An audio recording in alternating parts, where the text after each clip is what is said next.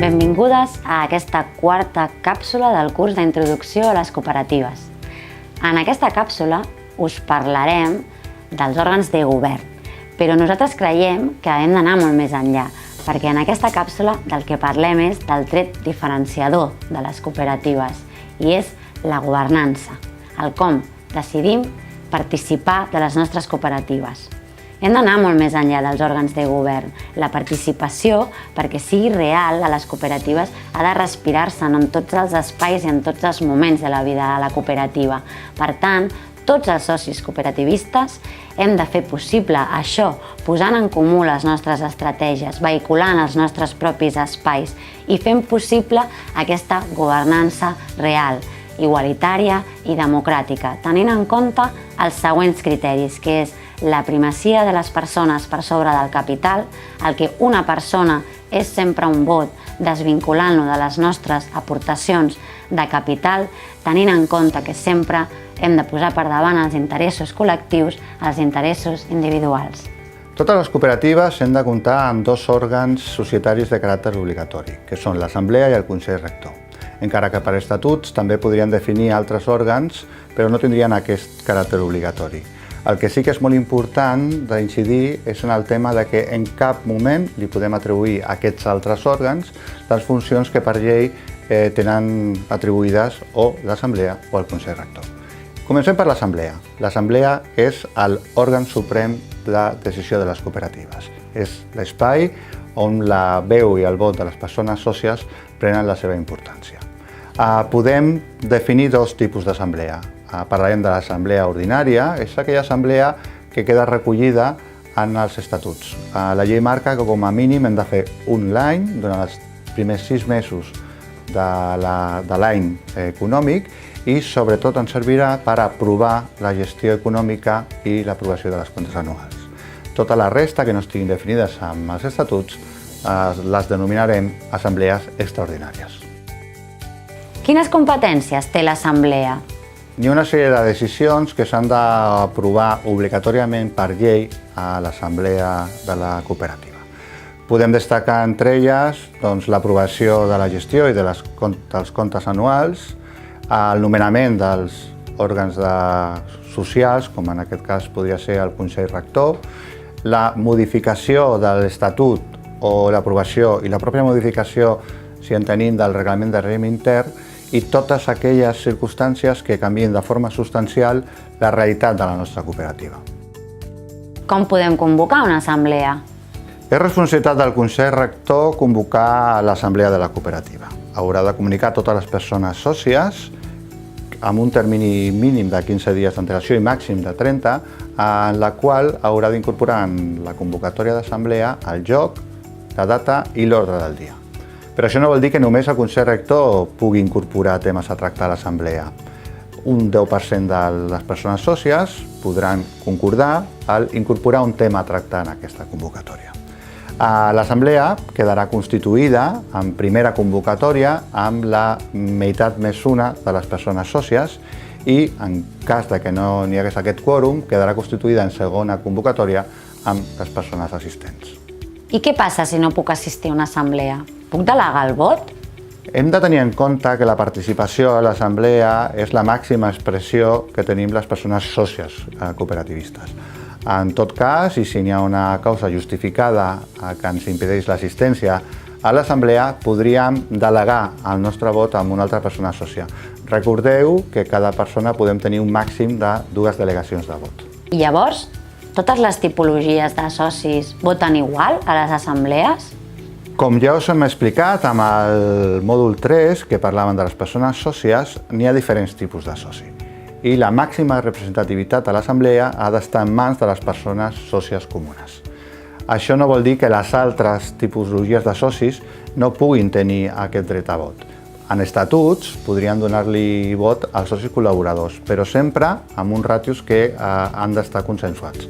Mai els socis col·laboradors podran tenir més d'un 40% de les votacions a l'assemblea. Si us en recordeu, també parlàvem dels socis o les sòcies temporals i, com ja vam comentar, mai podran tenir més de la meitat de la representativitat dins de l'assemblea. Com es prenen els acords a l'assemblea? La majoria dels acords es prenen per al que es diu la majoria simple, és a dir, la meitat més una de les persones assistents. Farem servir la majoria reforçada en els casos que em defineix explícitament la llei i, sobretot, i sempre, que hem de prendre una decisió que modifiqui substancialment les característiques pròpies de la nostra cooperativa. Per exemple, podem posar l'aprovació de les comptes i de la gestió econòmica de la nostra cooperativa, la modificació o l'aprovació dels estatuts o del reglament de règim intern, tot el que tingui a veure amb les aportacions de capital de caràcter obligatori, ja que ens obligarà a totes les persones de la cooperativa, o decisions com l'escissió, la fusió o la pròpia dissolució de la cooperativa. I com es vota? Hem de recordar que l'Assemblea és l'òrgan màxim de governança i hem d'aprendre a parlar, hem d'aprendre a decidir, hem d'aprendre a opinar. Per això, normalment, el que fem és votar amb alçada. Però n'hi ha alguns temes en els que valorem que aquesta votació amb alçada pot distorsionar la pròpia decisió. Llavors, en temes molt específics, podem fer servir la votació secreta. N'hi hauria dos temes com molt concrets. Un seria la votació del Consell Rector i qualsevol votació que tingui a veure amb un conflicte social i s'hagi d'aplicar una disciplina societària o una sanció. El segon òrgan societari obligatori de les cooperatives és el Consell Rector. El Consell Rector és el que ha de vetllar i porta el govern i la representació de la cooperativa. És el que ha de cuidar-se de que s'apliquin les directrius generals aprovades per l'Assemblea. Llavors, com es decideix qui forma part d'aquest Consell Rector? El Consell Rector són càrrecs rotatius. Tenen una durada màxima de 5 anys i tothom pot ser-ne membre. Quantes persones formen part d'un Consell Rector? El Consell Rector d'una cooperativa ha d'estar format per un mínim de 3 persones sòcies: la presidència, la secretaria i la vocalia. Són els estatuts de la cooperativa els que regularan el funcionament intern d'aquest Consell Rector, però sempre s'ha de tenir en compte que la major part dels membres del Consell Rector han de ser socis que realitzen l'activitat cooperativitzada. Com he dit anteriorment, el període màxim en el que una persona sòcia pot estar en el Consell Rector són 5 anys. I què fa la presidència de la cooperativa? La presidència de la cooperativa ostenta la representació legal de la mateixa. A més, ha de dirigir i presidir les reunions de Consell Rector. Hem de recordar que la presidència de la cooperativa només la pot tenir una sòcia comuna. I la persona encarregada de la secretaria? La secretaria ha de prendre acta i donar fe de qualsevol acord que es pren en el marc de la cooperativa i també en el marc del Consell Rector. Es pot cobrar per ser Consell Rector?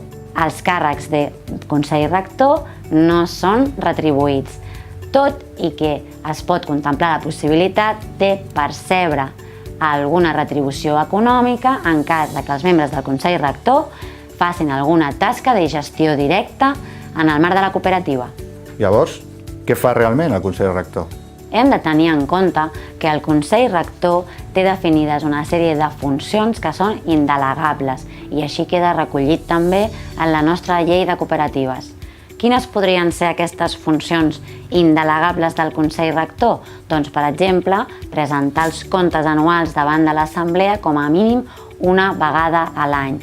Tot el tema relacionat amb les altes i les baixes dels socis, aplicar la disciplina social en el cas de que es produeixi alguna falta en el marc de la cooperativa, també tot el que sigui autoritzar o signar avals o operacions financeres, etc.